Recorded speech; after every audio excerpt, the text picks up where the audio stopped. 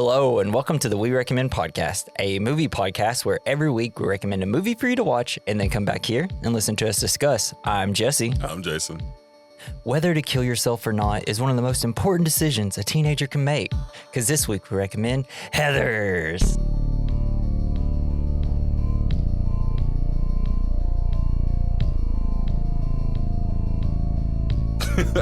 Good job, Jesse. Thank you, Mark, for recommending these two movies, Heathers and Devil in a Blue Dress. They're both goddamn bangers. Holy crap. Everybody recommend movies that I haven't seen because I love them. I know. I was completely not ready for this shit. Yeah. Dude, this movie, like, I know I've already told you at work this, but like halfway through the movie, I had to stop taking my notes because I did not know what this movie was. I knew it was kind of like, I didn't think it was a parody, but I knew it was kind of I thought it was just kind of making fun of, movies like this. Like, what's his name? Shit. Completely blanking. Guy who did like 16 Candles and all those movies. I was like, oh, we're just making fun of that stuff. And then it came to the scene where after they cow tip and Winona Ryder's character is just walking back up to talk to When she came back from the upside down. Right. And then I just see like one of the dudes and one of the Heathers, like it seems like they're kind of fighting on the ground. I'm like, are they having sex? And I was like, yeah. Is this a date rape scene? Yes, and then I was like, wait a second. All right, I've been looking at this movie a little weird. This is a dark satire, and I need to go back, restart it, and restart doing and changing some of my notes. You have to change your glasses. Well, I was just like, from the rose color to the dark satire. I was like, this is definitely saying more than I thought it was saying. So it is John Hughes. It's like I'm like, this is a satire on John Hughes movies and how we look at teenagers in high school and the lack of stuff. The fact that we don't pay attention to him until a tragedy happens. And I'm like, oh, this is better than this is good. This is a good movie. It was pretty good and fucking wild. Yeah. That he didn't get immediately arrested. I know. And not allowed to come back ever again. I didn't realize you could just bring guns in the late 80s to school and shoot blanks. They had blanks. It's fine. It's like, wow, this is really normal. But it's California. I think, it is right? California. Yeah. They're so pro guns. They're very lenient on gun rules. They love them there. So there's so many bears. Yeah, we obviously like the movie a lot. I was curious, did you really have cliques when you were in high school? There's a few years difference in us. We didn't. Yeah, I mean, there was like. Sure, there were the cliques. I wasn't a part of it. Well, was it like very like how in movies where you have jocks with jocks and with cheerleaders, and then you have like your nerdy groups, and then you have your golf. It's like I didn't really have anything like that. We all kind of meshed. I mean, you had your friends group, but like footballers would hang out with like everybody, and nerds. No, I just got picked on by everybody. Same. So like, even though I was a jock and a nerd, I got picked on by both groups. Yeah. So it was amazing. Do you know what's really sad as like a mid-30s man? I still have bad dreams about walking into the cafeteria. Holy and shit. Like it's a new semester and I don't know who's in the lunchroom with me. So I go in there and I'm like, I don't see anybody I don't see like the 5 people I feel comfortable sitting with in the lunch area. So I'm like, I have nowhere to sit. What do I do? Like, I still have those nightmares. And I'm like, this sucks. Yeah, I have nightmares, but I always, I usually, like, sometimes I never had a problem with sitting alone. Yeah. Because I was just weird, I guess. I've always felt like a loser. I had dreams about other things, but yes, I do still have those dreams. Well, I also have dreams about like not getting my homework done and stuff like that. I'm like, I'm not in school. I haven't been in school forever. Yeah, they're horrible. It's like high school was way too traumatic for me for just in terms of social levels. Not like I got beat up or anything, but it was just like I was too quiet. So I didn't really have that many like friend groups. And my best friend was like 2 grades above me. So and then his friends were my friends. So once they were gone, it was like, oh no, I don't like anybody. Start over now. It's like I have like these very small connections with a few people in my grade. So it's like you can't sit with the cool people, but you also don't want to sit with the guy who only eats ketchup packets. It's so I It's wasn't so friends weird. with that guy either. Yeah, oh, me neither. But like that's what I'm saying. It's like there's Yeah. nowhere to sit. I spent most of my time in the lunchroom sitting with a table where I knew one person, and then I didn't talk the entire time. That was like 4 years of my life. It Yeah. was awkward I'd and always finish my miserable. lunch first Yeah, and so then like leave. I gotta go. We couldn't do that. We had to stay. All right. So I was just curious. So a lot of the things that I was noticing the first time I was watching, I was like, man, this movie like really pinpoints colors, like the colors that people wear. Like you have I like the red Heather hair tie. Chandler. She wears red. It's kind of like power. She's the leader. And then you have Heather Duke who wears green. And I'm like, oh, that's obviously greed and kind of Oh. that was Shannon Doherty, whatever, how you ever say her last name thing. And then Heather McNamara wears wears yellow. She kind of symbolizes like, I guess yellow is kind of like cowardice or, like just quiet. I don't know. I don't know. Yeah, that makes sense. No, I did not notice And then that. Veronica, she sports blue, showing like intelligence and loyalty and stuff like that. I was like, oh shit, this movie. That was kind of like one of the things. I was like, all right, so they're changing colors for the Heathers. I was like, man, is this movie smarter than I thought it was going to be? The symbolism. It's like it's just a kooky little 80s movie. I mean, it is, but it's also dark and intelligent. It's wild. Yeah. No, I did not notice the colors. I was just so enamored by all this suicide. Yeah, it was just like, wow. And the uncaring adults. Yeah, I know. It's wild. But the mother has like a great quote. The quote of, it's like, usually when people, teenagers are complaining about not being seen as human beings, it's when they're being seen as human beings. And it's like, shit, that's so true. That's true. They don't want to be human because they feel like they're different. Yeah. They're above. Yeah. Did you watch this in high school? No, I didn't watch it till the other day. Do you think it would have changed your, I don't know, your mindset in high school? Just being like, maybe I should just be like, fuck it. Not like obviously unaliving people, but just like, maybe I'm taking this too serious and I just need to, I don't know. I just felt like this would have had an impact on me if I saw it while I was in high school and being like, fuck clicks. I can just talk to whoever I want. It wouldn't have because I'm too shy of a person back then. But this thing, I was like, really wish I watched this in high school growing up. Well, no, I watched Mean Girls, which was, I felt like very similar. Yeah. I think without all the death. Yeah. That's the problem. Whenever I watch Mean Girls, I'm like, where's all the suicide? Yeah, by that time, Christian Slater was not the devil anymore. Yeah. So. I was never like the biggest Christian Slater fan. This is actually my next question. It's like, are you big into Slater and Ryder? I loved Winona Ryder. Obviously, she was in a bunch of movies that I loved growing up. But Slater, I never really watched a lot of his stuff. And after watching this, I was like, should I watch more Christian Slater movies? Man, this gave me a lot of respect for Winona Ryder. Greetings and salutations. Yeah, she crushes. Yeah, she kicked ass. But no, I'd always loved Christian Slater from the Robin Hood Prince of Thieves movie. Yeah. And I thought he was really great in that. And I can't remember which came first, this chicken or that egg. Yeah. But man, I never was like a huge fan, but he was always a good staple in a movie whenever you see him. Like the role I know him the best in is whenever Saber takes over Dunder Mifflin in The Office. He was, and they do like a Welcome to Saber videotape that they watch, and he's the narrator of it. And he's like, "Whoa, it's Christian Slater." As Christian Slater. Yeah, he's playing Christian. And I was like, I don't remember that. I was like, man, I guess, is this like what he's most known for? I know it's not, because I know he's in like True Romance, which is a really good movie. I haven't seen it yet, but yeah, I was just like, yeah, that's the big role I know him from, is he's in one episode where they're watching him on a TV. Yeah, Winona Ryder, I feel like she has such a manic but yet calming vibe. I don't know how. No, I was really upset with her character because she's always just looking the other way. Yeah. Constantly and taking part in crime. Yeah. And I'm like, I love you, but like, what are you doing? It's also a coming of age story. She had to realize suicide is bad. Yeah. Well, she's like, I guess like after the first time your boyfriend accidentally makes you kill somebody, you're kind of like, well, I'm kind of stuck, aren't I? I'm kind of roped into something I can't get I'm in myself too out deep. of. Yeah. Sunk cost.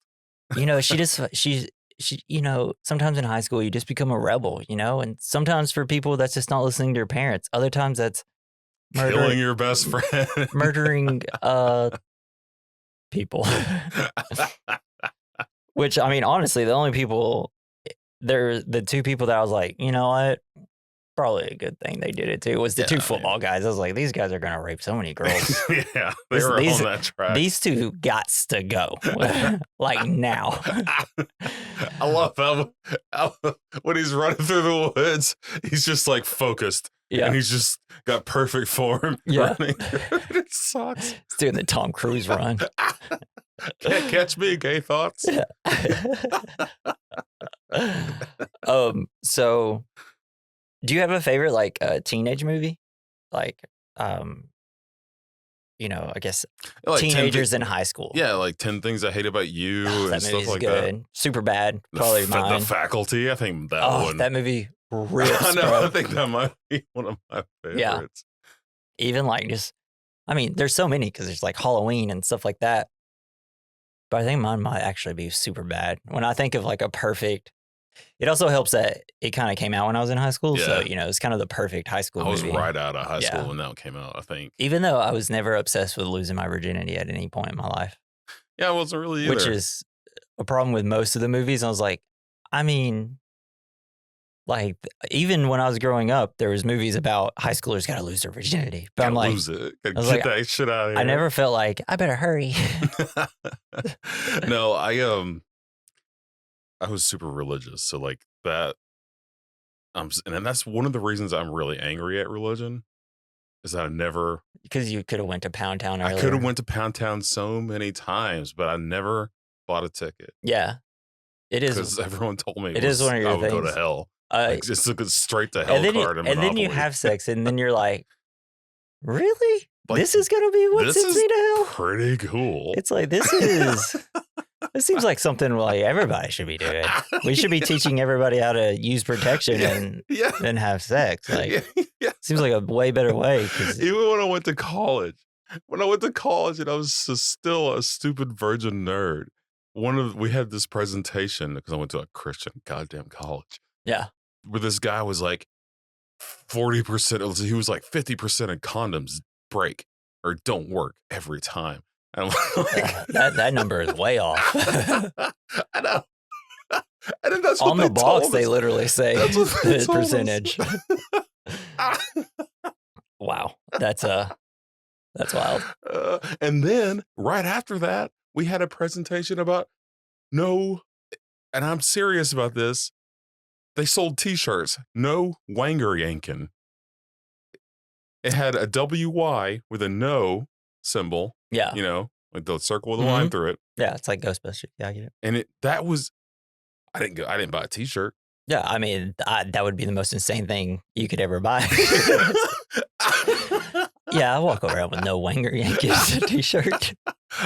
Although, to be fair, I never saw anyone wearing that shirt. So. If you should have bought one, because that'd be a hilarious shirt to wear now. Right. You just like go to like our jobs picnic in the year just with a no Wanger Yankin shirt.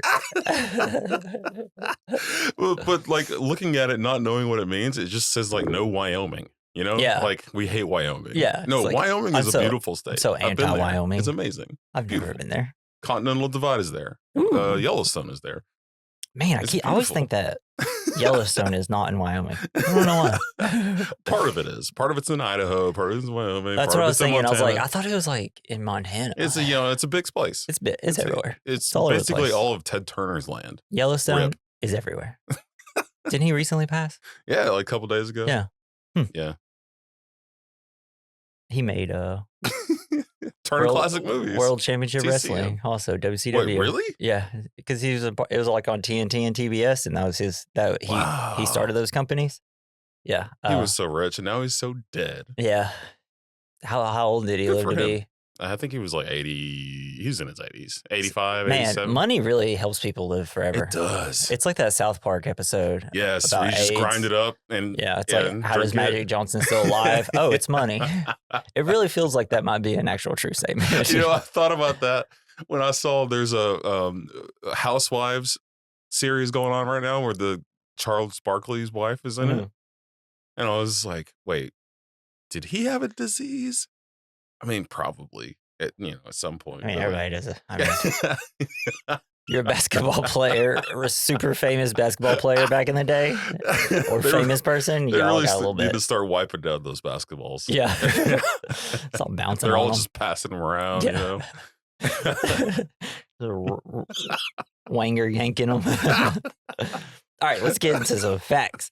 So, Shannon Doherty, know her that well? She's in a bunch of movies, but I know her most from Fear Factor. Nice. She was a host for a while on that. Thought she was great. Every episode. Remember when I was in Heathers? Do you remember when I was in Heathers? Welcome to Fear Factor. Welcome to Fear Factors. Are you scared? Yeah, you're on Fear Factor. Love that. Not Fear Factor. Scare Tactics. It was Scare Tactics. My bad.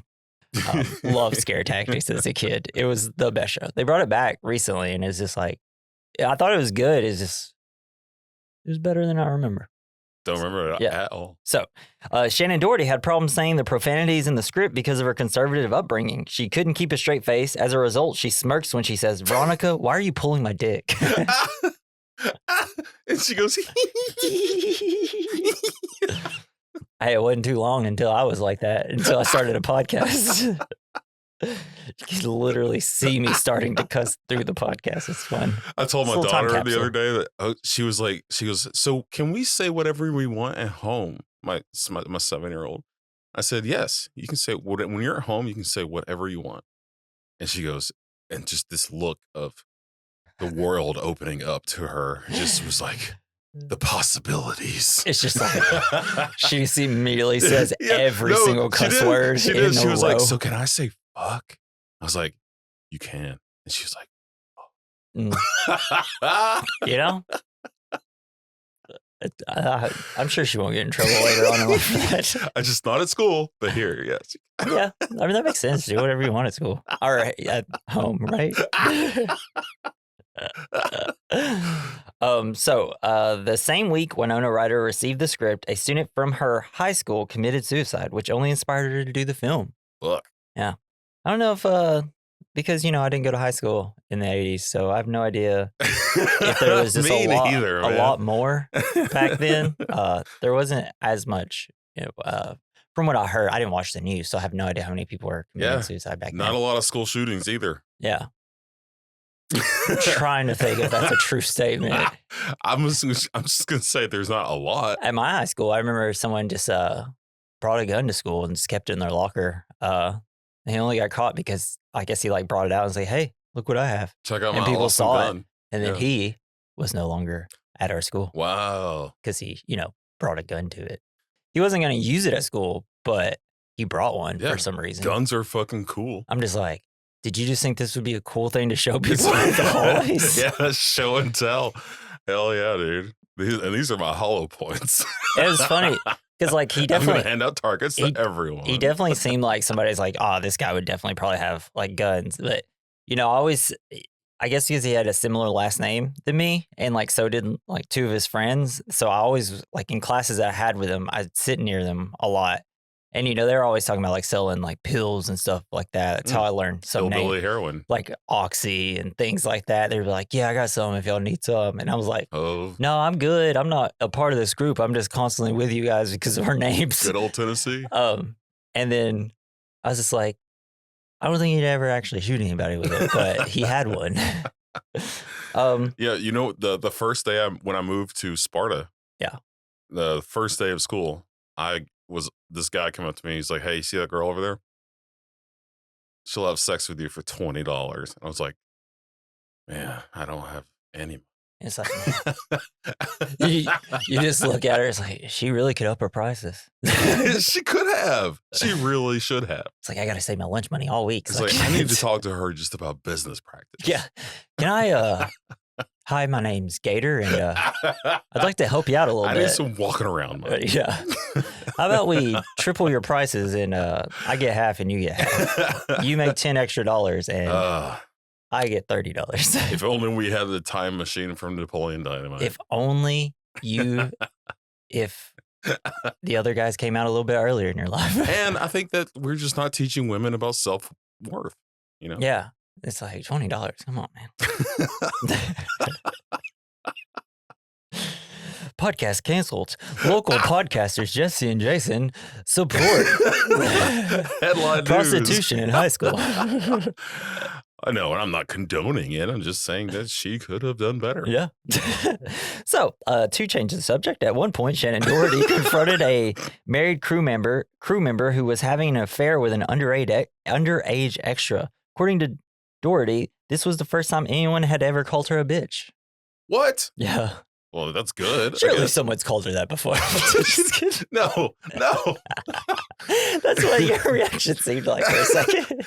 I mean, no, but way to go, Shannon Doherty. I can't remember the first time I was called a bitch. Probably younger than that. I don't know. It's definitely probably later in life that I was called a bitch. Yeah. Right? Yeah, it has to be. Pretty sure my brother did. Probably called myself a bitch before anybody ever called me a bitch. Every day you look in the mirror. It's like, you're a bitch. Good morning, and bitch. I spit at the mirror in the college party's bathroom. And then smile. Look at this. It's like spit on me. So, Christian Slater has stated that his performance was heavily inspired by Jack Nicholson. Nadoy. He claims that he wrote a letter to Nicholson asking him to watch the film, but did not receive an answer. Oh, that's too bad. But I can totally, like, while watching it, it was one of those things. Is like, this guy, he seems like he's doing like another actor. And then I read the notes. I was like, yeah, that was Jack Nicholson for sure. Wow. Jack Nicholson kind of talks like this. Yeah. Greetings and salutations. But that's the way he always kind of talks. It's just him. Yeah, it really is. I mean, did he base his whole life around him? I mean, he's such a good actor. I mean, it got to the point where Leo started looking like him after doing one movie with him. One of my favorite line from Christian Slater is from the Robin Hood movie. Is when Robin Hood gets launched over a wall with a catapult. Yeah, and he goes, "Fuck me, he cleared it." I can't. I gotta watch that Robin Hood movie, man. It's so good. I've never seen it. I did not know that was a part in it. That's wild. If it's on something, we'll have to do that after Devil in a Blue Dress. So Tori Spelling, who had seen the film, recommended Shannon Doherty to her father, Aaron Spelling, for one of the lead roles in his new show about high school students called Beverly Hills 90210. Noise. That's kind of a big thing. That's for people who've watched that show. And I know a lot of people love that show. Man, I never watched it. I never watched it either.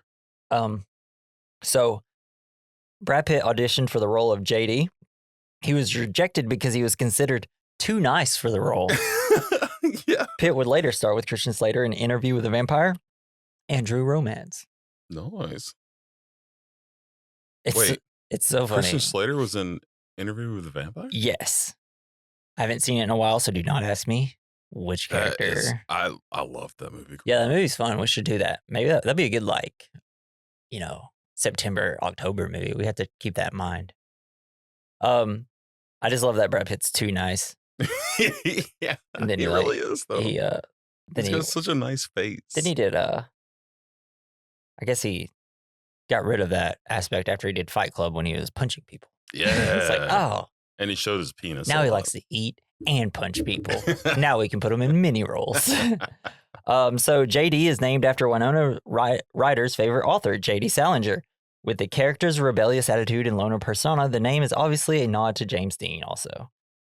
Never read J.D. Salinger, but this is obviously, they wanted to get, that actually might be a quote later, but they wanted to, I guess, use his book Catcher in the Rye, I think. Catcher in the Rye. Yeah, I think they wanted to use that instead of Moby Dick. Because I guess it has very rebellious tendencies in that book. Is kind of a... Yeah, Moby Dick's a weird... Yeah, it's a weird choice. Eskimo. Like, they're going to be so confused when they see Eskimo underlined in the book. I was, for sure. Like, Call Me Ishmael, that's the only thing. I know it was about a whale. Yeah, I've seen movies. There's an albatross. Yeah. It's just about fighting that great will, you know? So, according to Winona Ryder in a Harper's Bazaar YouTube interview, Heathers has become a cult classic, but it did not do well originally, despite getting amazing reviews. In fact, she remembers going with Christian Slater around the country and seeing protests at movie theaters due to the dark subject matter of the Hell movie. yeah. That's what I'm talking about. Yeah, that's how you know you're making a good movie. Nobody protests movies anymore, do they? Not really. People, I mean, they usually just like go on Facebook now. No one really. Yeah, because then you have to like leave the house. Yeah, so now everybody just kind of protests everything just through Facebook and social medias. So, quoted from the American Film Institute, according to the March 23rd, 1989 Los Angeles Times, Daniel Waters based the script on the high school experience of his sister and her friends, as well as a chapter about the cultivation of female identity in Simon de Beauvoir's 1949 book, The Second Sex. He also told Los Angeles Times that he had grown tired of Hollywood's romanticization of suicide and that he believed most people would actually harbor an ultimate fantasy of attending their own funeral. I actually had that fantasy. Not suicide, but like attending my own funeral. Yeah, that's crazy. That was just watching everybody be like really sad. It's that emo part of me that I had in high school. Still there. Still think about it. Winona Ryder claims that she has many favorite moments from the film. The one that usually comes to mind is when she is walking up the hill after seeing JD in the cow tipping scene. In the background, just barely visible, Heather McNamara is being date raped by one of the jocks. Ryder says the scene is so subversive and dark that once you notice it, you can't stop thinking about it. And that was very true. Yeah, exactly. It changed the entire tone about, which I mean, there was like shitty things that happened before, like, you know, Heather Chandler having like her boyfriend be like, come on, give me a blowjob. And then she like spits in the mirror because she's like, fuck. And there's just like, so it's like very rapey beforehand. Yeah, but that was like, rapey. that was the one where I was like, shit, man, they're just like so nonchalant about it that it's kind of eerie. And then because then it makes you think, shit, I mean, like when I went to high school, how many times has this happened to a girl? And then it's just like, I was like, I got to rewatch this movie. I got to start from the beginning and start doing this again. Because it was, I don't know, it just like really changed the perspective of how I was looking at the movie and just So honestly that was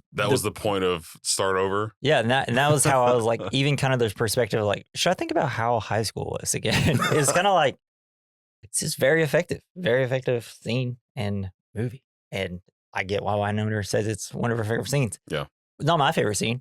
No. It makes me feel icky and bad. Yeah. She's definitely not a girl's but girl. I can definitely tell, like, she's like, yeah, fucking boys suck.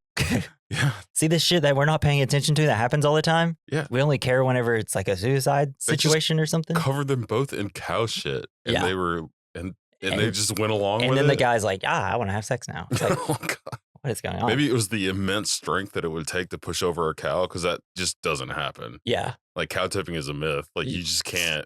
Yeah. They don't fall asleep standing up, do they? They guys see them all the time sleeping on the ground. Yeah, they do. Yeah.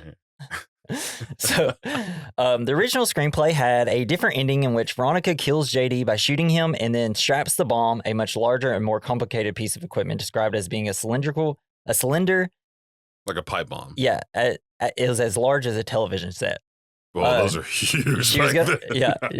She's gonna attach it to herself, blowing up as JD does in the final ending. What is placed in the final ending as JD's boiler room speech about "Imagine I blew up the school, imagine I blew up all the schools" is contained in a suicide note found in Veronica's locker by Heather McNamara and Betty Finn. The movie ends with an eerie prom sequence set in heaven, tying into JD's assertion that the only place everyone will truly get along is in heaven. The prom begins with students dancing with their social cliques, then switching partners in odd pairings like metalheads dancing with Heathers and the murder jock's getting his prom picture taken with a tipped cow. The punch being served. That would be funny. The punch being served as drain cleaner used in the first murder scene, and dump truck is singing on stage as the entertainment for the evening.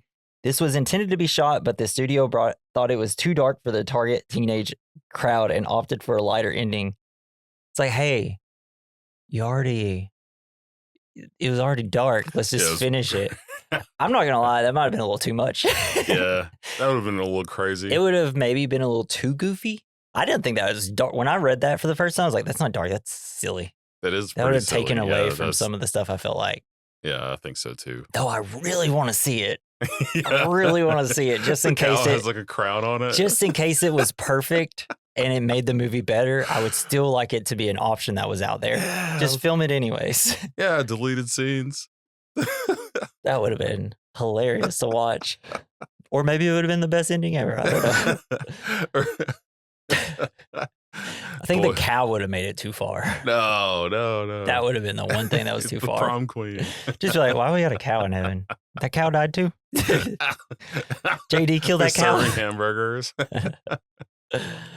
So last fact. Writer Daniel Waters said in an interview, I'd come up with this crazy cockamamie Heathers 2 where Veronica becomes a page for a senator named Heather, played by Meryl Streep. The ending is her assassinating the president and getting away with it. And it's a good thing.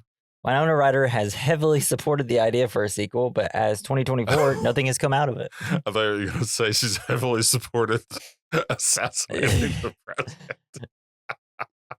If the president was a tremor monster. Yeah. Which is not far off. You know, and I already see like the reason that I could already see like because you know it says assassinating the president, getting away with it, and it's a good thing. I can already have ideas what they would probably use. Man, you know, pedophilia. I think it's time. Like that. I think it's time for Heathers 2. Yeah, we're ready. Yeah, it would probably be bad, but I'm in. You know, we get all these sequels to things that don't deserve sequels. Exactly. So let's do Heathers 2. It doesn't deserve it. Might as well let's get it though. Go. More Winona Ryder, the better. Put Meryl Streep in that shit. Meryl Streep's amazing. Yeah. All right. Well, that's all the facts I had. That was a lot of facts. I did a little bit. I love too facts. many. There's a lot less in Devil in a Blue Dress.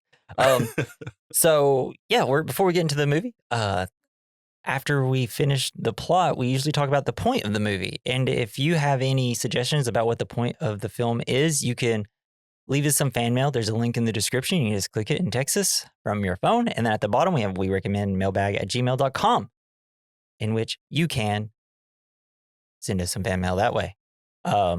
Mark, I guess he listened to our Mortal Kombat episode, and I have this whole speech because you weren't on that episode. And I had this whole thing. It's like, so it was like in our 28 days later, he commented again, but YouTube never showed me the comment. It never gave me the notification. And I literally have to go through the filters and set it to a certain filter to where I could see his comment. Just set it to Mark. Yeah, the Mark filter. Would you like that? He's like, yes, please.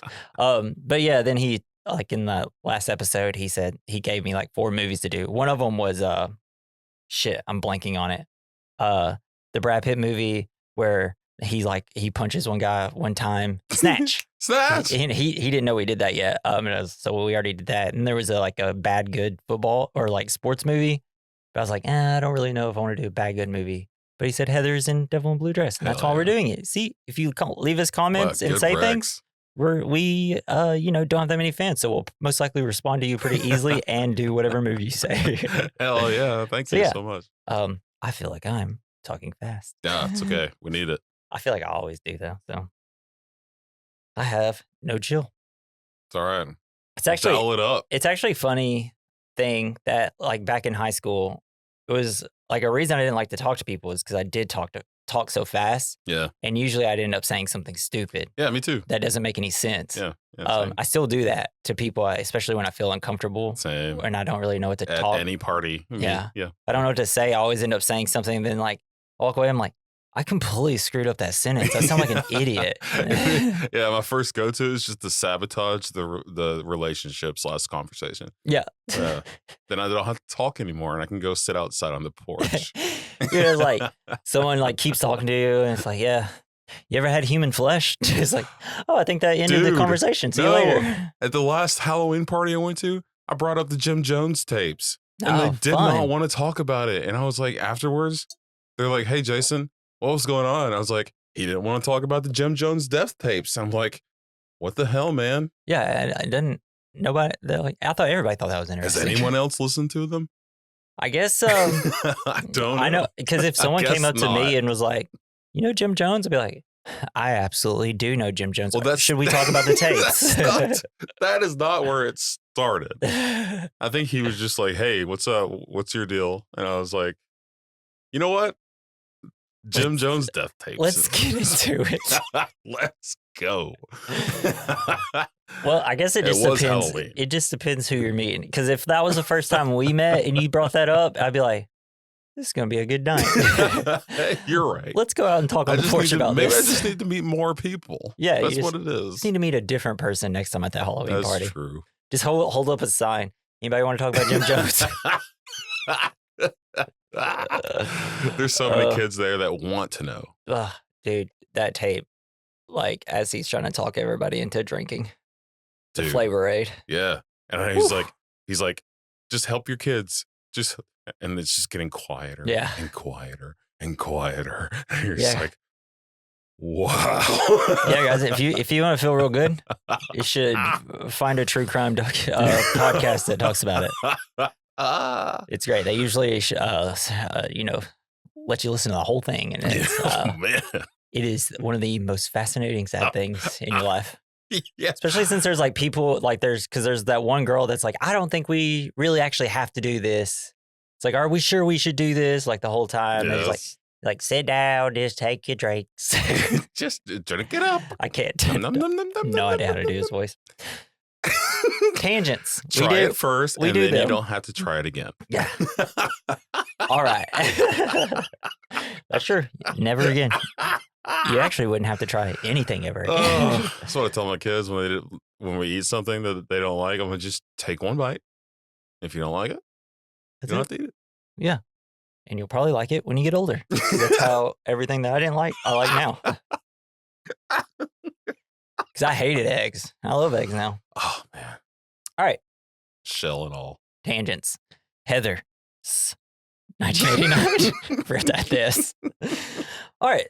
So the movie starts with some posh ass Heathers smashing roses, playing croquet. Where immediately hate these bitches. I know. There's like, you smashed some damn roses. Entitled fucking bitches. They're playing croquet where they are trying to hit Veronica, who's comically in the ground with her head out.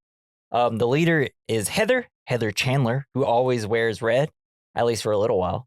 Then Heather Duke, she dresses in green for a little while. And then Heather McNamara, who sports yellow. Veronica is usually in blue. That was one of the things that when I redid my notes, I didn't have in there. And then I was like, I have to pinpoint this now. Yeah, what the fuck? Okay, first of all, my neighbor is going to build a croquet field in their yard. And they're like, rad. You need to come over. And I'm like, sweet, we're on it. I will also come over and play. Yeah, that'd be cool.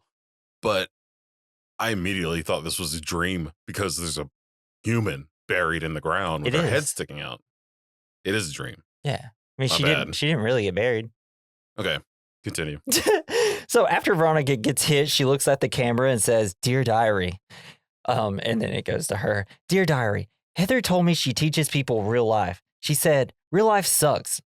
Sucks losers dry. You want to fuck with the Eagles? You have to learn to fly." I said, "So you teach people how to spread their wings and fly?" She said, "Yes." I said, "You're beautiful." Because we kind of see this as she's like going through like the high schools of high school. Okay. I don't know. But yeah, I think that's like a dream sequence. Yeah, I must have just, man, I don't know. I don't know how I At first, I also thought it was real, Jason, so don't worry. I mean, just by judging what all the other shit that happens, like, yeah. Yeah, I mean, it definitely feels like a dark fantasy of a movie, which I guess technically it kind of is. So two of the underling Heathers, Duke and McNamara, tells Veronica Heather wants to talk to her. The Heathers use Veronica to play pranks on other students and hurt their feelings and sentiments. The Heathers ask Veronica to write notes in other students' handwriting and use those notes to spread nasty rumors in school to destroy other students' reputations. In this instance, Veronica is made to write a note from Jock Kurt, to a bigger girl named Martha, expressing his love for her. Martha approaches Kurt in the lunchroom and is laughed at by the entire football team. This whole scene is wild. Yeah. Just in general, like, even while they're doing the notes, it's like, because there's going to be polls later. Polls. Everybody seems to always be staring at each other at some point. Then you got Mr. Greetings and Salutations in the corner, just like staring at Veronica. Sitting with the guy that's sleeping. And then you're immediately feeling bad for Martha, even though she hadn't even gotten laughed at yet. And then you're just like, I hate this school immediately. I know. It's such a small school. And like, it reminded me of the girl from Donnie Darko. Yeah. Oh, yeah. I wonder if they Shut up. Shut up. So while this is happening, Heather Chandler goes around taking a poll asking the question, if someone gave you a bunch of money right before aliens attacked, what would you do? What the fuck? What are we talking about? Buy some anti-alien gear. It's like, what? Did people do polls back in the day? I love polls. Was it like in 1989, like a very poll-heavy lunchrooms? Maybe it was an election year. Must have been. Yeah. All this because they are going to Remington University party and want to brush up on conversation skills. Hey, good thinking. What? These are going to be some professional ladies. Yeah. Too bad they don't make it.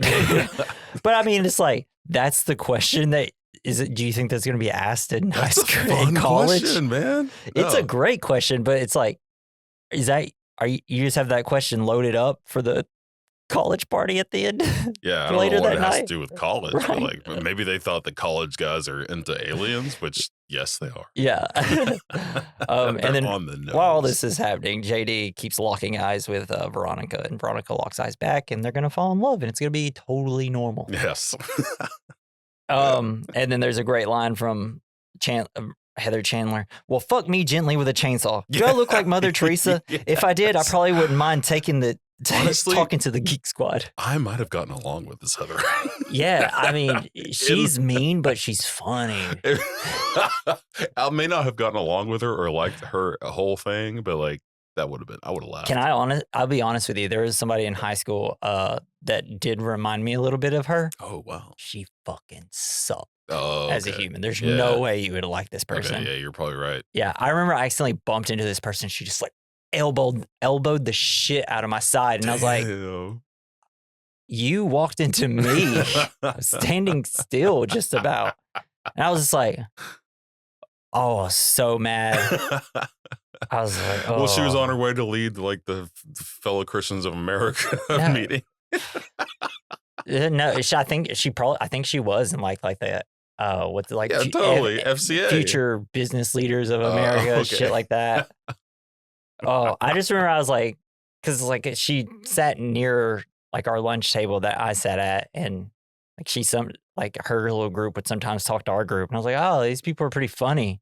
And then like the more they did that, I was like, I actually think these people are kind of douchebags. Yeah, and then she did that to me, and I was like, hope you don't get in a car crash. You're like, I got touched today. No, but like she literally laid all her body weight into this elbow directly, like kind of like in my side and ribs. I was like, and you still got a boner. I was crazy. No, that's insane. I was red with rage. I was like, I've never talked to you in my life. And you're just going to hit me? I like it now. Thank you. You just unlocked something in me. Yeah, my internal rage that I didn't know I had. Internal bleeding. Yeah. A broken rib or two.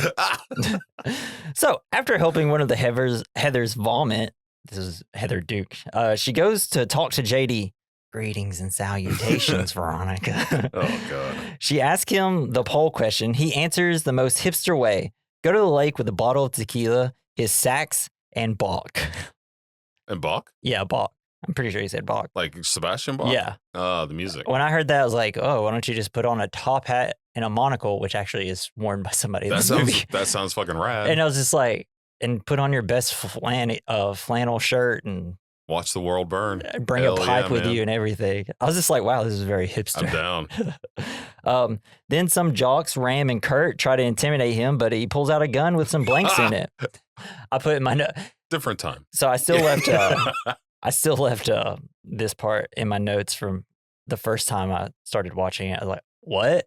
And then I realized I was like, oh, I get it. We're doing like a weird, like no one pays attention to kids in schools, and this was totally okay because no one died, so no one cared. That's the only way people care in this movie. You can do literally whatever you want, but as soon as a teenager dies, all of a sudden it's a tragedy. But they could be bringing guns to school and shooting blanks or date raping each other. And not just a gun. Nobody this cares. is like a 45, like Magnum. Yeah, it's kinda. giant. It's a cannon. And so I didn't realize that like revolvers didn't think about it, but they don't like release their shells. Yeah, you got to dump them out. Yeah, and I was watching some true crime thing, and they're like, yeah, we couldn't find any shell casing, so it had to be a revolver or something. And they're like, that makes the case a little bit harder to, solve because of it. And I was like, I never Hear thought that? I Hear didn't that, think everybody? I didn't think about that. Use a revolver. Yeah, really, this movie really brought out true criminess. So the Heathers and Veronica play some passive aggressive croquet. Veronica talks to her parents. If I knew the rules of croquet, I would have understood a lot about this. because this is the scene where it's like it's kind of Heather Duke and Heather Chandler kind of sizing each other up, trying to beat each other in croquet, and because Heather Duke, Shannon Doherty's character, obviously wants to be the leader of the group, but Chandler keeps putting her in her place and stuff like that. So it's fun.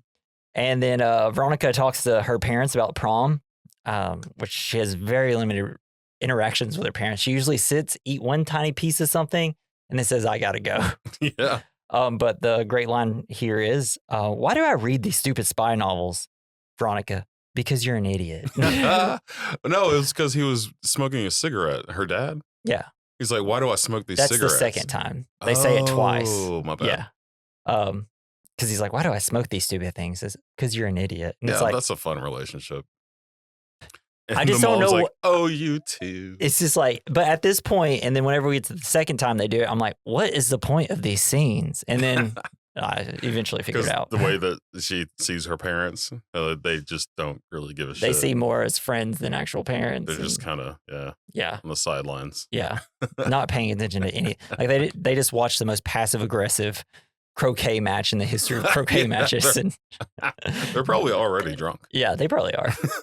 Well, they don't really eat anything. They eat like flatbread, and that's it. It seems like. Yeah. Oh man, it sounds good. So before the party that night, Veronica runs into JD while at a store. We learn that he moved around a lot. Veronica liked his stunt at school earlier, which not a good sign. Veronica, you got to learn what red flags are. Yeah, stunt is a good word for like it. all your friends have red flags too. So JD's father is in destruction and construction and has money and and JD has money and a motorcycle. His mother also passed away. We'll learn later. Veronica says she hates her friends.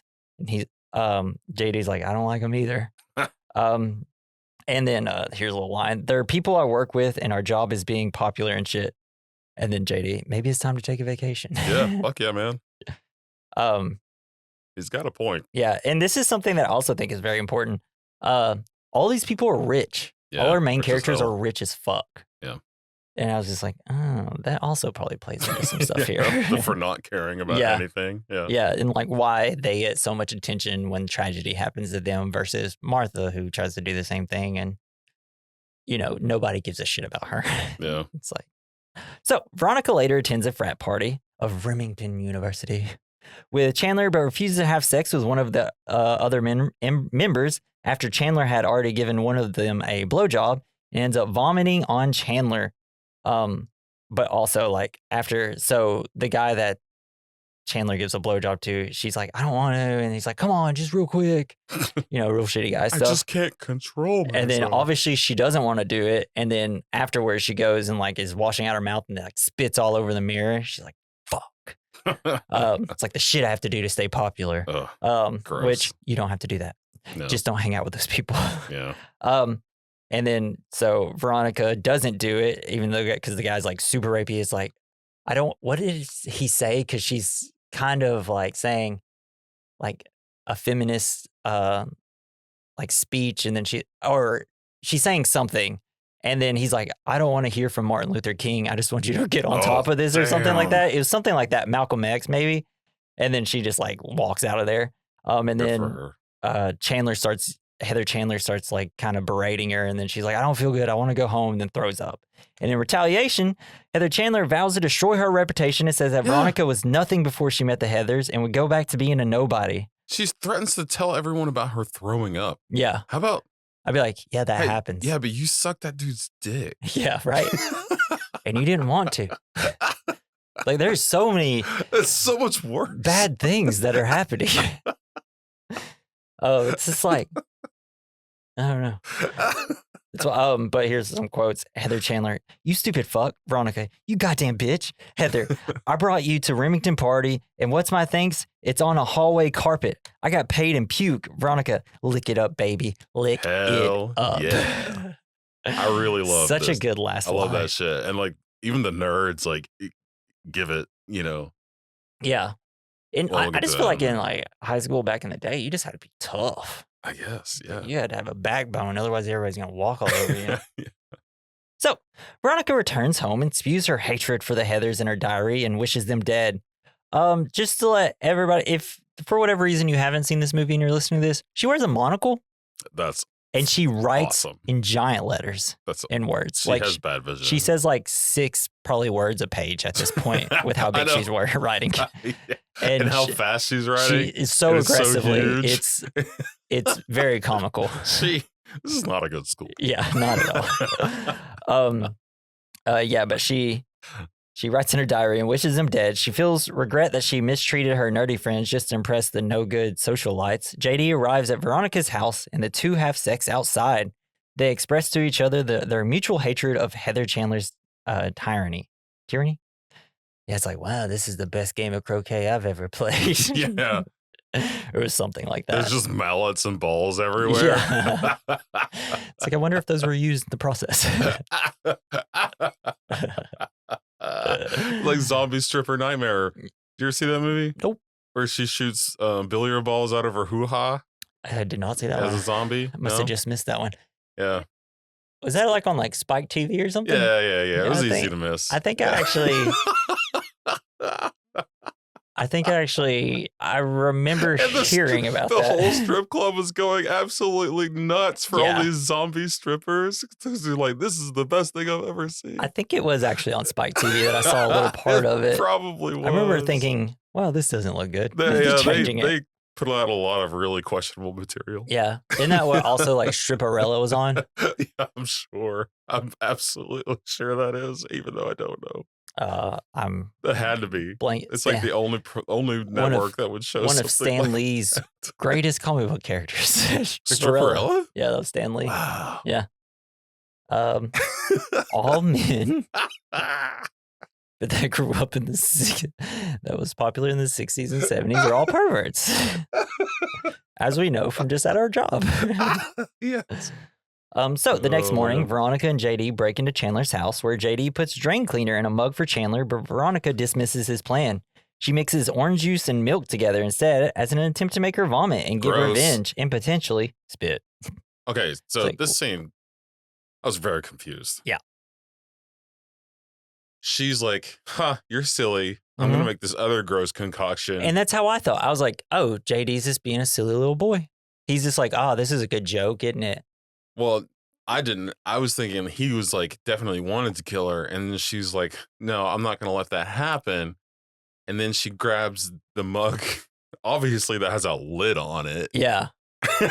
And then he's like, I'll grab the other mug as a, like, and then I was like, okay, maybe he thought it was a joke too at that point. Yeah. I was like the whole time. The milk orange juice. Yeah. I thought the whole time he was going to just let it play out until the very last second just to mess with everybody. That was before I knew what the movie was. And then, Veronica approaches Chandler apologizing for the previous night and giving her the mug as a hangover cure and peace offering. Veronica accidentally brings the wrong mug to Chandler's room. JD notices this but dismisses it when Veronica does not hear JD. JD's like, oh, hey, Veronica. Never mind. He didn't really try that hard. So I still thought he's probably not going to actually let it go through. And then JD hands Chandler the mug with drain cleaner, killing her. And I was like, what? Wait, what? So they're just both quietly. I was like, oh, I thought this was like people accidentally get murdered and people are calling it suicide. Because I didn't know what this movie was yet. And I was like, I thought that I didn't realize what this was at this point. I was like, oh shit. Is this funny? Is this a good what's happening? But hey, what's in the fridge? Oh, I got Kool-Aid. Yeah. Milk. Oh, Sunny D. I will say my biggest complaint was like, Veronica, you thought orange juice and milk would make somebody throw up? Would that make anybody throw up? orange juice does make milk curdle, so like it could give it an upset tummy. Yeah, but like soon as you take it, like I would just like take a sip and be like, no, nope.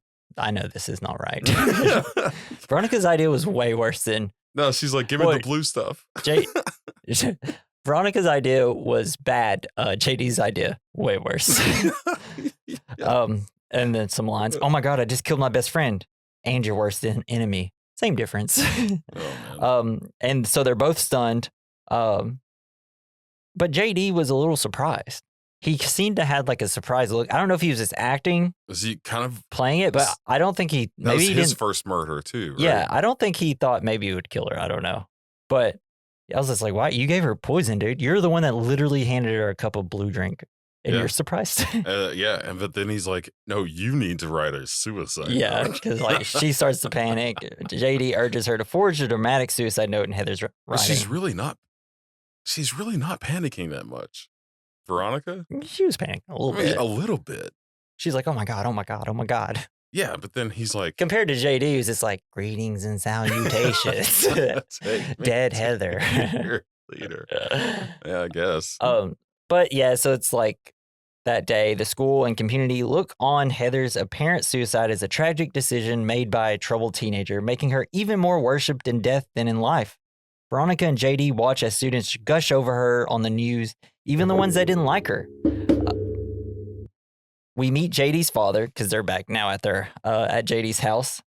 They have like this weird father and son bit where JD calls his father son and the father calls him his father. They're both children. It's very weird. They're very weird around each other. Veronica seems weirded out by the dad and bails because her mom is making spaghetti. And then we go to, and so with oregano, which she did not say did not have any sauce on it.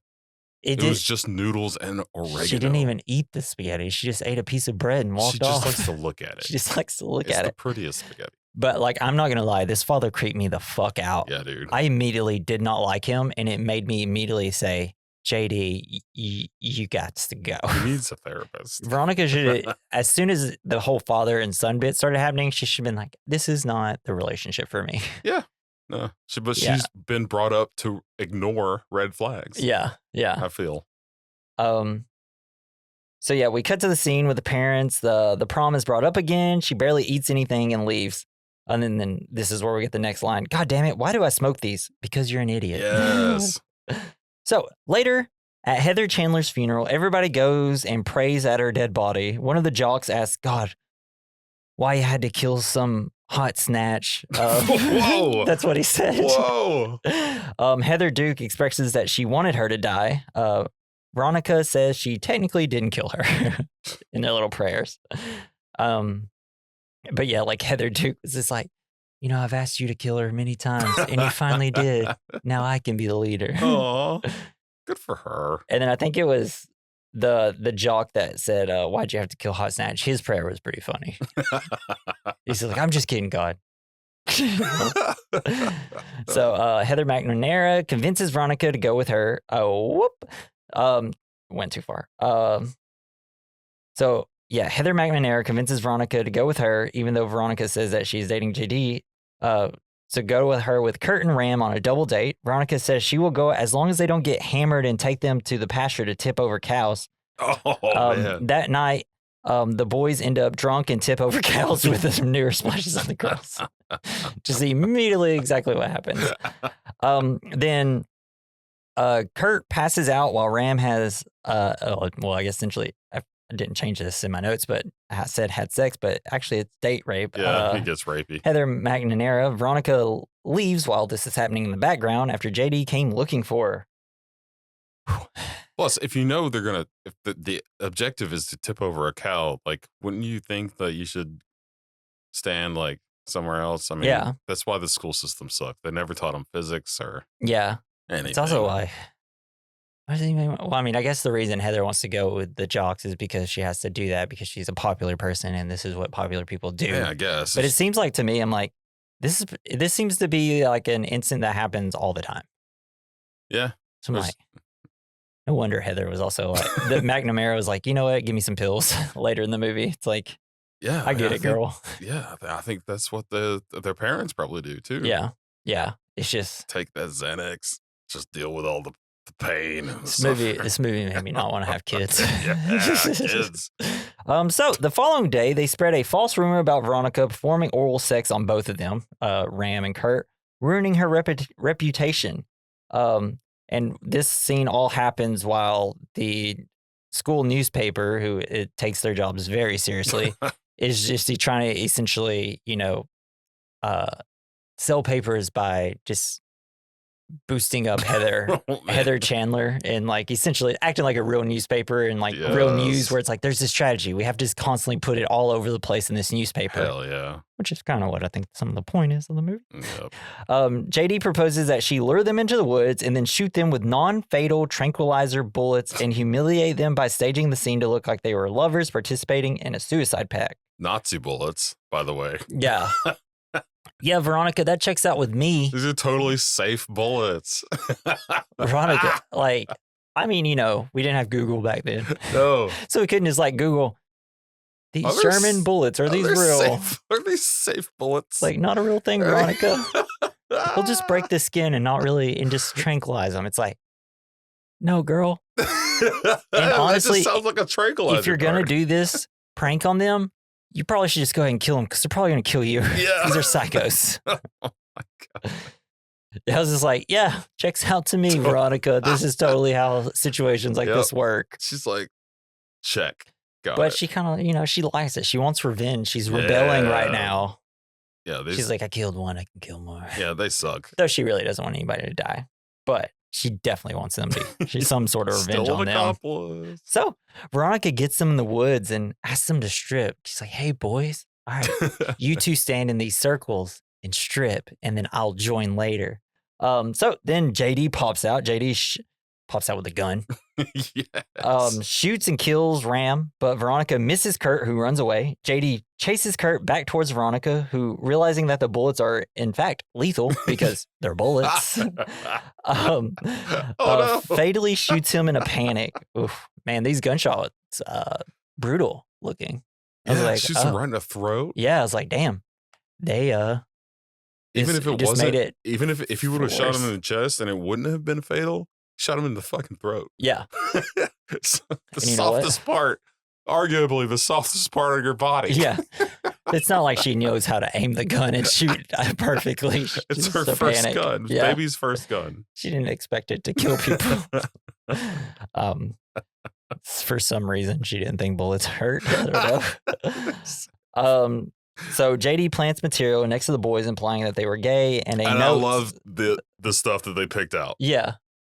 It's like a fourth grader's idea of what a gay person would. Yeah, because it was like a bottle of mineral water. Yeah, that's what it was. Eyeshadow. Yeah, and then like a porno mag. It's so still ridiculous. In its wrapper, by the way. Yeah. All right. But yeah, so note stating the two were lovers participating in a suicide pact. Oh, so sad. Yeah. So, but there's some nearby cops. They hear the shots. JD and Veronica bail. Maybe the dumbest cops ever. Yeah. Just when they popped up, I was like, this is why they're on the night shift, because they can't be trusted. Well, first of all, I was just like, why are there cops randomly here? Just chilling. So they find the scene, and they were having a sex pact. That's honestly what I was kind of thinking. They find the scene and hears a noise and chases them, but they just pretend to be making out in a car. The cops are really dumbasses. That shit works, dude. I've done it. And then, but the really creepy thing, one of the cops stays by the bodies, and the one that chases him is just like, it's just two teens making out in a car. The other one, they naked. He looks over. It's like, they're teenagers. He's so bashful. They're like 17 or 16. Can't arrest Chill them. Out. Can't ask them questions. Like, sheesh. They're making out. It's crazy. And then one of the lines, the quarterback was buggering the linebacker. What a waste. Oh, the humanity. God. It's like, you know what? Actually, it would have been better if they were just gay together instead of date raping people. It is California. I mean, I'm pretty sure that this was like a normal thing, maybe even then. It's just like, I think there's like a little bit of commentary here on like the fact that if anybody was to go and say like, oh, Ram, like date raped Heather McNamara, they they'd be like, boys do what boys do. Boys will be boys. But then, these two men are gay. Oh, the humanity, It's what just a waste, right? It's like, this is why I'm glad that, like, before this point, I went back to, like, restart and have a new perspective over the movie, because like that probably I would just been like, oh, this is supposed to be a bad 80s joke, but I'm like, no, I think it's actually saying a little bit more than that. So the next day, Veronica and JD wake up in their car at school. Veronica is feeling bad about killing the boys and burns herself with a car cigarette lighter, and JD uses her burn to light the cigarette. That was wild. That's not a thing. I'm like, that doesn't work. That doesn't happen. But it was also like the fucking coolest thing I've ever seen in my life. Yeah. Like, God. It's like, as much as I'm like, these people are all shitty. And it's like the point. I'm also just like, I love the style of Veronica and JD. They're like Bonnie and Clyde, except fucked up. They kind of are. Which I think even in this scene, she says, like, I'm not trying to do a Bonnie and Clyde thing with you. But I was just like, I don't know. I also thought definitely is. Yeah. Doing that. Yeah. So Veronica is mad that JD tricked her into killing them. He says it doesn't matter because she wanted to do it, but didn't have the guts. JD, football season is over, Veronica. Kurt and Ram had nothing left to offer the school except date rapes and AIDS jokes. True. Still bad. Yep. I don't know. It's just like one of those things, it's like, just because it's a movie, I can say this, good riddance, man. These people are going to be bad people. Probably all the way up until they're 30, and then they'll be like, oh shit, I was a piece of shit. I mean, I would just hate to go to the same college as them. That'd be scary. Yeah, because just be like, oh God, here comes Ram and Kurt. They're either going to kill somebody or do something. Car Ramathorn. Oh, Ramrod. So at their funeral, the boys are made into martyrs against homophobia. Kurt's dad, my son's a homosexual. I love how they buried them in their helmets. Yeah. The dad, my son's a homosexual, and I love him. I love my dead gay son. Oh. JD, wonder how he'd react if his son had a limp wrist with a pulse. Because he probably wouldn't have accepted him back then, especially since the way that the cops reacted. But it was really touching whenever they were laughing, and then you see like the little sister, like the sister look behind. She's like, "Oh fuck!" But then at the same time, hey, your brother was a bad person. But yeah, it is real, and it just kind of hits Veronica where it's just like, shit, like. What we're doing here is wrong. Like just took a life. These people have people that love them. Yeah. So later, Veronica writes in her journal, Veronica, suicide gave Heather depth, Kurt a soul, and Ram a brain. I don't know what it's given me, but I have no control over myself when I'm with JD. And are we going to prom or to hell? This movie has so many like great quotes. Prom was hell. It's like, I could see this being, if I watched this, like in high school or junior high, like this would be something I'd be quoting all the time. Yeah, I can't believe I've never heard of this. Yeah. It's crazy. And it's a big movie for a lot of people. I just was never on my radar. Yeah. So Miss Flynn, so I haven't been putting in there, but like after every death, there's always like this council meeting in the school. Oh, right. And Miss Flynn is one of them. Smoking. Yeah. Like all like the normal, I guess, like teachers and principals are all like, let's just do something quick and get it over with. Versus Miss Flynn, who's like, we really need to, talk this with the kids and their feelings to make sure they're all okay. And they're like, you damn hippie. Then you're like, oh, well, Miss Flynn, she's a little dopey, but she's got good in her heart. We will soon realize that is not true. Miss Flynn has all the kids get into the cafeteria so they can express their emotions and to feel better.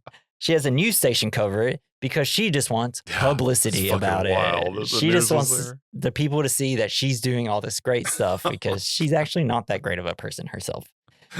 JD makes light of everything and Veronica gets pissed at him. His dad comes in and shows a video of a building he blew up. JD, with a person inside of it? Yeah, well, that was... Because he was like, I locked a Vietnamese guy in the boiler room, and then he's like, watching a murder. Yeah. His dad is a murderer. Yeah, well, yeah. He also already killed his... Well, he didn't purposely kill his... Oh, yeah, she walked into the building because he is a psychopath. Yeah, and he is not a good person in jail. He's a shitty person. JD and Veronica should do something about it. Yeah, apple don't fall far. Because he's like, didn't he like call like it's like some older people didn't want the building teared down. He like calls them bitches or something like that. Yeah. Or like, was it nuns or something He's like a real that? piece of shit. He's not a good guy. He just No. wants to make his money. And so his dad comes in, shows a video of a building he blew up. JD tells her that his mom walked into a building 2 minutes before it's supposed to explode. Then their song comes on. It's called Teenage Suicide by Big Fun. I think that was the name of it. Not a real band. Oh, so that's the shirt that she was wearing. Yeah, and then you start seeing like throughout the film, everybody wearing these Big Fun t-shirts. It's so good. This movie is so good. JD then shoots the radio with a gun. Veronica's like, all right, and I've had enough. It looked like a Flintstones radio because it was shaped like a rock. Yeah, it was so weird. Veronica's like, I've had enough, and tries to leave. He grabs her and starts kissing her. She pushes him off and tells him to not talk to her anymore. And then he kisses her some more. Yeah, and it's like... and she's not having And then it's like, I know JD wasn't like a good guy, but he's killing shitty people. So it's just like, now it's just like, well, you don't mess with Winona Ryder, all right? Yeah. We protect her in this movie. And she also said that she like had trouble not like turning him away. Like, yeah. So I feel like... Yeah, it's a toxic, because she kind of likes it, rebellious teen like, relationship. Yeah. It's like, we also, it's everybody looks like they're in their 20s. So it's like tough to, not look at it like that. Which is my nightmare. But like whenever you think about it, in my 20s. It's like these are people whose hormones and testosterones are like off the charts right now and they're all making terrible decisions. I never made decisions like that. But yeah, I tried to never make any decisions. But as a, an enhanced version of like real life, you can see how what they're doing here. So later, JD talks to Heather Duke. He is blackmailing her with a picture of Martha dump truck as kids. He convinces Heather to become the leader of the Heathers and Popular Kids. JD says he will give her the pictures after he asks her for a favor later. He then gives her Heather Chandler's red scrunchie. Duke now is the red Heather. Imagine someone trying to blackmail you with being friends with someone in elementary school. Yeah. Be like, okay. Yeah. People. The emotional immaturity is just off the charts. It's like, yeah, I did not know that in like 10 years from them that this would be a big deal. It's like, and it's not. That was, people, well, no, Which people is kind of a similar thing in our next movie. People in high school weren't this cruel for me. I mean, they were cruel because high schoolers are cruel. And but even like, like the bigger people, like they weren't always like pushed away. It was mainly if you were awkward. That was the thing that got people like, in which some people that were unfortunate looking.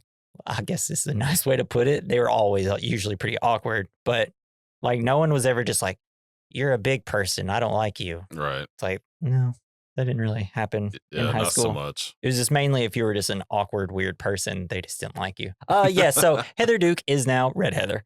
Veronica visits Chandler's locker and is sad. Duke comes up. Heather Duke comes up looking like her and Veronica is weirded out. Later, Veronica asks Betty, an old friend, to come up and hang out with her and play croquet. They have a good time, but then the Heathers show up and Betty leaves. They're like, gosh, fucking the Heathers are here. Let's get out of here. Yeah, fuck them. Veronica's, but yeah, and they're just kind of like, they're just being the Heathers. And then Veronica's like, you guys suck. So Veronica's parents are watching the news showing Miss Flynn's cafeteria grieving session. Veronica gets mad and says she's tired of she's tired of teenagers being used as guinea pigs or patronized like bunny rabbits. The dad never patronized a bunny rabbit. He's so disconnected from everything. Funny, yeah. I love it. It's such a funny line. And then it's just like, you guys aren't listening to your daughter at all. At all. You guys have no idea what's happening in their lives. No. She says they just want to be like treated like human beings. Her mother says that teenagers complain about being human beings, usually when they are being treated like human beings. Heather Duke then comes in telling her about Martha Dump Truck. Dunstock. Her actual name is Dunstock. Dunstock, yeah. I thought I misspelled dump truck, but I was actually spelling Dunstock. So Martha, a frequent target of bullying, pins a suicide note to her chest as she wants to be popular like the other dead kids and walks into traffic. She survives but is badly injured and then mocked by her peers. Woof. Because some God, people that's the fucking worst. just can't catch a break. Yeah, because now at this point, suicide has just become it's like, yeah, that's just something the popular kids do now, you know? You just tried to This be is cool. popular by killing yourself, and you failed. I remember when I wanted to be popular, I was like, I want a pair of Converse. And Yes. it didn't do anything, but I did love Converse at that change, point. Yeah. So Heather Duke just says it's another example of a loser trying to imitate the popular kids, and then Veronica slaps the fucking shit out of her. Hell yeah. And I was like, why'd you stop at one slap? Yeah. Just get down, slap, slap, slap, slap, slap, slap. It was so, I was just like, I didn't realize like how much rage was building up towards like the Heathers, and then when she slapped him, I was like, oh yes. And then it's immediately undercut with she apologizes to her later in the room apologizing. I'm like, Yeah. no, Veronica, slap her some more. She deserved it 100%. Just like, dude. And then Heather says she shouldn't be so upset because Martha is a loser. And it's just like, I fucking hate the Heathers. Yeah, they suck so bad. And then they start listening to a radio show that Heather McNamara calls to discuss her depression. And she like uses a fake name like Marilyn Monroe. Tweety. And then it's like Veronica and Heather Duke are like, she knows we listen to the show. Why would she call? It's like, we're going to know it's her. So the next day, Heather Duke tells the entire school about the radio call. McNamara, sporting red for the first time, attempts suicide by overdosing in the girls' bathroom. But Veronica intervenes. An oddly sweet moment with her, with a Heather, she calms her down. Heather, suicide is a private thing. Veronica, you're throwing your life away to become a statistic on US fucking A. Today, that's about the last private thing I can think of. God, if you were happy every day, you'd be a game show host, not a human being. It's like that whole line, I was just like, shit, okay. That's just essentially telling us the point of the movie. It's like people really love teenage tragedy and don't want to do anything about it, but that's the fucking they love to report on it. So we see JD burning the picture of Heather and Martha. He agrees to burn it because he wants to get everybody to sign a petition to get a band to play there. It's big fun, the teenage suicide song. She agrees. We get a montage of everybody signing while she basks in the sunlight in front of a window. It's just like, she's like, I'm a perfect person just basking in the sunlight. Then Veronica shows up. Heather spills the beans that JD asked to get everyone to sign it. Heather thinks she is jealous. Veronica tries to slap her, but she stops it. Veronica, Heather, why can't you just be a friend? Why do you have to be such a mega bitch? Heather, because I can be. Veronica, why are you pulling my dick? It's just like, Veronica, just like, be a she's just asking someone, can you just be a human for 5 seconds? Nope. Because it does suck how much you think high school is a big deal. Yeah. And I think I was lucky enough just to be like, there's nothing here for me. Like, I can't wait to get out of here. But like, you know, I think that's kind of how everybody looked at it in the 2000s, where we're kind of just over, like, we grew up watching movies about like pep rallies and stuff like that. Like my class, we didn't stand up for pep rallies. We didn't do anything. We didn't cheer. We were just like, we don't want to be here. Versus like, I guess like back in like the 70s, 80s, and 90s, like it was just, high school was important for people. Because people peaked then. Yeah. Everyone peaked in high school. And it's like, to me, I was just like, 70s. There's no way this has got to be my peak. And it wasn't. It was college. Well, not. I wouldn't even say that was my peak, but that's when I was like, oh, I can be a normal human being. Because everyone lied to you and said you are going to do so good. Yeah. It's just like, but it's just like, no, college was, I learned how to be myself a little bit more back then in college.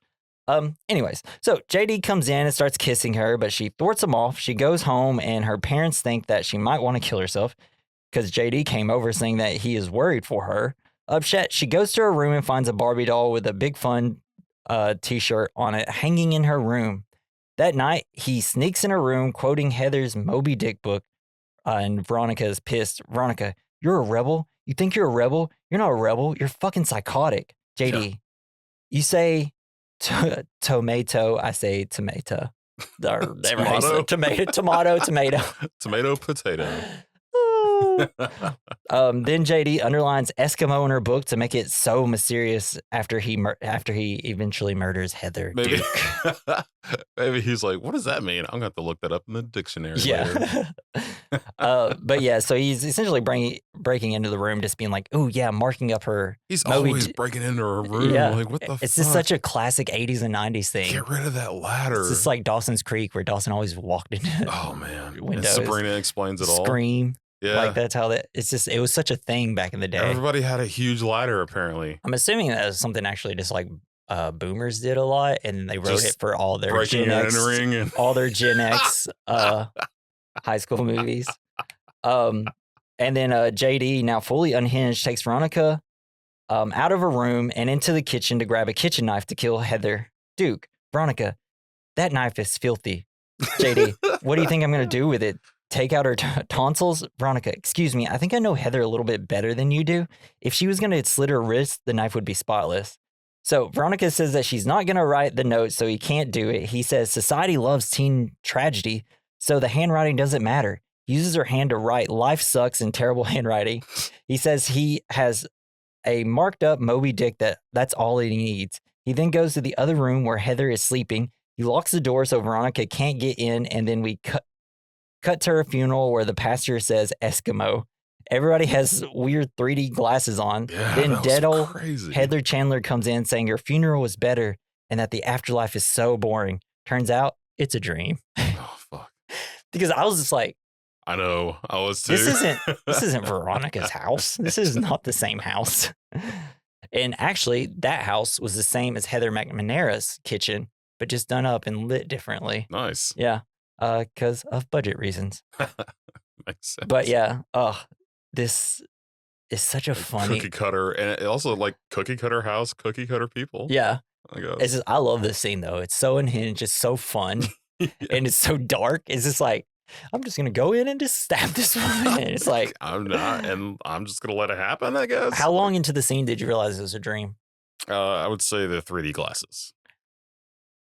It was whenever I saw Heather Duke, I was like, why is she here? I was like, I don't know what's going on. Then I was like, oh, this is obviously a Maybe she dream. was.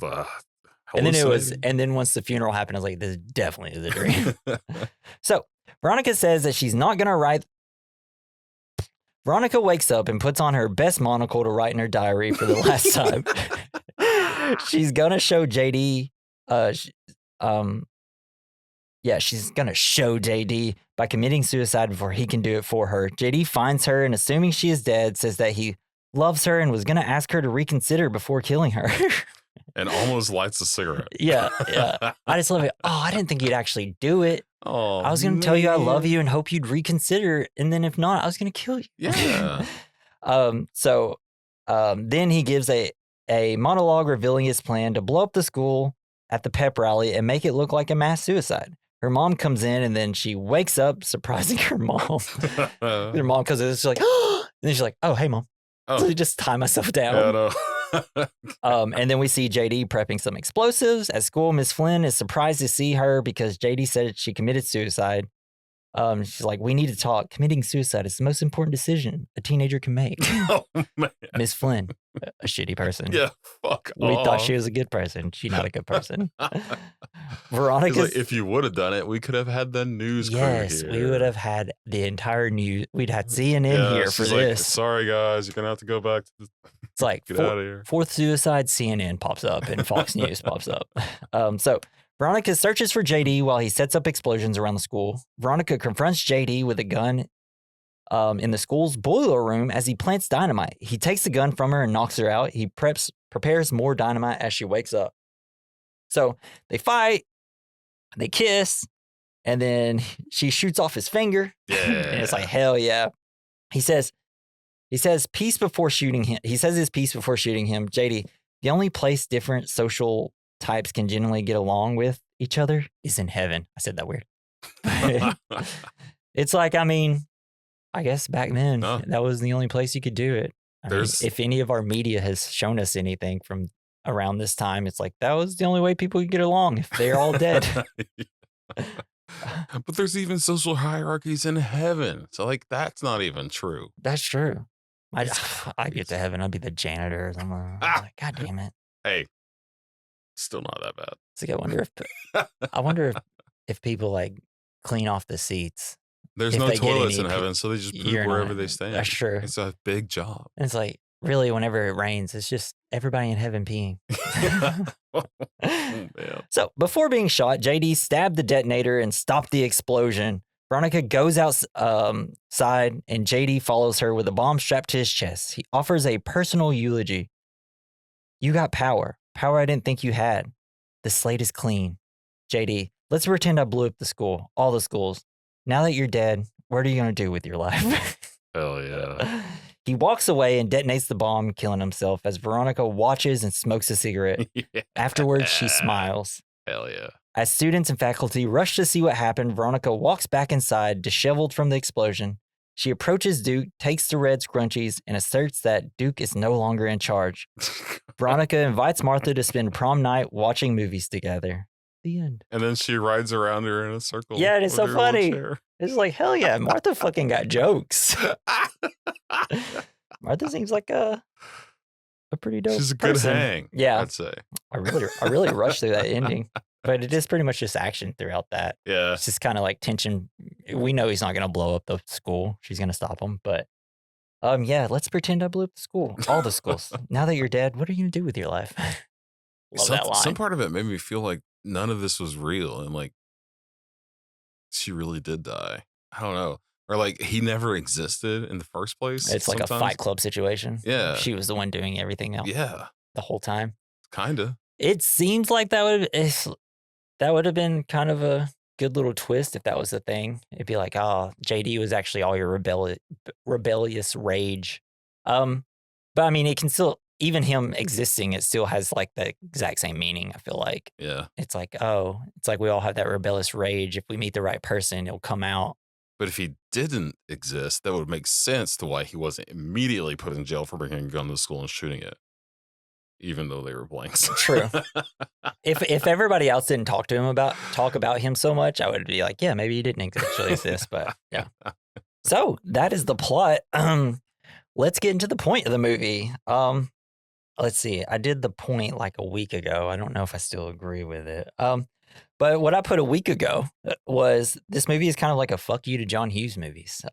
It's putting up a mirror to society. John Hughes movies always has the same archetypes: popular kids, jerks, nerds, stoners, and all that. But instead of being a romantic look at teenagers and its problems, it tells the truth in a dark comedic way. Society loves teenagers and their problems, but doesn't care to fix it.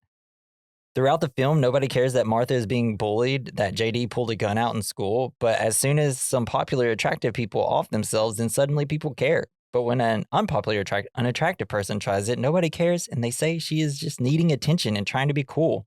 As a society, we love teenage tragedy so we can make our insincere comments about it and how it all went wrong, but until then, the teenagers' problems are just drama and something everyone goes through.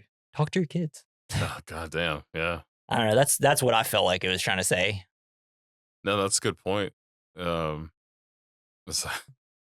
it's even truer now than I guess it definitely than it was then.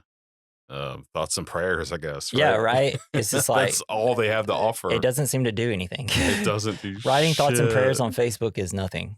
Just to let you guys know. Or even if it comes from fucking Congress. Yeah. It means jack shit. Yeah, because I mean, it's like every school shooting is just immediate. There's no. There's been 131 shootings this year. Not all of them schools. Yeah. But mass shootings. It's just like when I think about it, it's like I never hear anybody say, oh man, like if we're at work and there was a school shooting, right? And it's like the big topic of the day at work. You're never going to hear anybody say the names of the people that died. All it's going to be is someone's either going to be, hey, there shouldn't be guns in school. And the other one, or guns. The other people are going to say there should be guns. And then there's like no other discussion about the tragedy. It's all just, we just want to talk about these guns. Yeah, this is all we want to talk about. The guns are the star of the show. And it's just like, we got to figure out what's wrong with everybody here, guys. Yeah. We need to, before the situation came up, someone should have been looking at this person that did the shooting and we should figure out what their problem. But we all just want to like push him to the side. It's like, he's just a weirdo. Let's not talk about him. Let's talk about the politics about it. Yeah. Fuck that shit. Which is kind of, the movie was pretty resonant in 1989. Yeah, man. Wow. Yeah. Crazy. Whew. They nailed it. Fun movie. Now I'm sad. So we'll hop into our next category: the good, the bad, the ugly, the fine. It's where we discuss the good of a film, something we like; the bad, something we didn't like; the ugly, something that didn't age well; the fine, something that did age well. For the good, Slater and Ryder, baby. Yeah. They nailed it. Both so cool in this movie. Yeah, that was really Even though they're crazy. weirdos. But like their style, just the way that they presented themselves, I was just like, even though like JD's a creepo, I was just like, man, he's got so much swagger, really charisma. does. Same with Winona Ryder, but I've always known Winona Ryder had swagger and charismatic. I mean, damn, she's like the best ever in Beetlejuice. It's iconic. Yeah, hell yeah. Yeah, she was amazing. No, I thought, yeah, Christian Slater's character was so crazy. It was like a psychopath, almost like he's just like obviously a killer, a psychopathic killer, but like I don't know. It's like it's kind of like he represented something that he wasn't, like that people can't be. Like he was just like the urge to the vengeance. He's like every high schooler's bad thought. Yeah, because he wore all black. So I was thinking maybe he's just supposed to represent like death or like the urge to kill or like bad feelings. Yeah, it's like that dark part in every teenager that most likely never comes out. Yeah, but under the worst circumstances can. I feel like. Yeah, I've made this joke like a lot in these past like couple weeks. I don't know, just from things we were watching. Like in Dexter, his killing urge is his dark passenger. Oh, right. Yeah. It's like I think everybody he's the dark passenger. I think everybody almost kind of has like a dark passenger in them. Just some of us are more capable of not letting that come out. Silencing it a right? little bit. It's like I've never, hit anybody, and that's because I don't have that urge. Yeah. I can keep my dark passenger far down. Keep him in my butt. But that's where he belongs. Hey, Jesse, do you have a dark passenger in your butt? Do you personify it as Christian Slater? Because I think I will now. I mean, it's a handsome choice. Yeah, I mean, actor, not character. Yeah. So, for the bad, I got nothing. I thought first half that I watched for the first time, I was like, I got some critiques. And the second, when I restarted it, I was like, I actually have no critiques now. There was a really funny part, I thought, that was kind of overlooked. Yeah. At least. Maybe not bad, but when the first Heather that died. Yeah. When she's in her coffin and they're all over her, looking at her body, saying things about her. Yeah. You can see her chest in one scene. It's like way up. Oh. Second scene is way down. Next scene, it's like way up. It's like, did they forget to put a pillow behind her back? Is she holding her breath real hard? Yeah, I think that's probably what it is. The next like scene? Maybe she's like breathing. It's like up and down, up and down, up and down. I was like, she was dancing between scenes. I didn't notice that. Oh man, that's usually the shit that I'm immediately like, I see that. No, maybe I shouldn't have been looking at a dead girl's boobs, but like I did notice it. Hey. Yeah. She's just laying there, right? It's your dark passenger coming out of you. That was my dark passenger. Went from your butt to your brain. Look at the dead girl's boobs.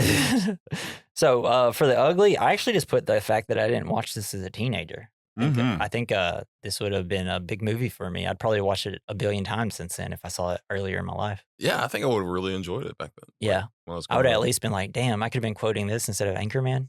Yeah, and maybe I would have made so many friends going up, greetings and salutations. Probably would have got to know girls a lot better. Because I told my wife about this movie. I was like, "Have you seen this?" She's like, "Are you fucking kidding me?" Of course I've seen it. Yeah, it's definitely like, every girl has seen this movie. Yeah, that's so true though. It is. Yeah. When I went on IMDb, it's like all like like the IMDb reviews. They're all just from the names. I assume that they were all. They all had like female names. I was like, man, this is a big like movie for a female audience, and I get it. Lead character. Yeah. Yeah. And it's just like, kind of about the female journey through high school. Sure. In a crazy way. Yeah, fucked up way. For the fine with me, I put dark satirical comedies. Mostly they aren't understood until a time after release, but they usually say something about society in a better way than most dramas do. Because this didn't make that much money, and it became a cult hit. Yeah. So Yeah, I think that's really interesting. Like I agree with you on that. Like the dark satirical stuff. It is oh man, it's just crazy. I never saw this before. yeah, I never even heard about I know. Thanks, Mark. it. Dog Mark with a Thanks, C. Mark. Because he doesn't spell it with a K. That's why I keep saying Mark my with a dog C? Mark with a Like C. Mark Anthony? Yeah, Oh damn. we're the same people. That's hot. Yeah. Hey, Mark, we don't know what you look like, but Jason has a crush on you. He's like, you know what? Actually, I'm not going to follow this podcast anymore. Cool. So, oh yeah, I guess we should move on to double features, our next category. What did you get for your double feature? World's Greatest Dad with Robin Williams. Really? Have you seen it? Yeah, like that was while I was in high school. I think I saw that. I don't really remember it though. It's kind of his son commits suicide, and then he's a teacher at the school, and he tries to push his book Yeah. as his son wrote it. Mm-hmm.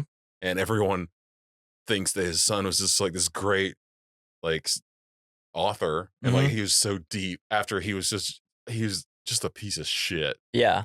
But like same thing and with the Heathers, Yeah. everyone thought so much about how deep they were and passionate, but really they were just pieces of shit.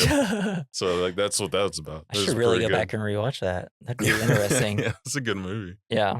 I chose the 1999, 10 years later, Jawbreakers. Nice. With shit, what's her name? Yeah, it's got Rose McGowan. And shit, what's her name? Oh God, I'm blanking on her name and I don't see it here. But anyways, yeah, it's just kind of like 3 of the most popular girls at Reagan High accidentally kill the prom queen with a jawbreaker when kidnapping goes horribly wrong. That sounds hilarious. Yeah, and it's shit.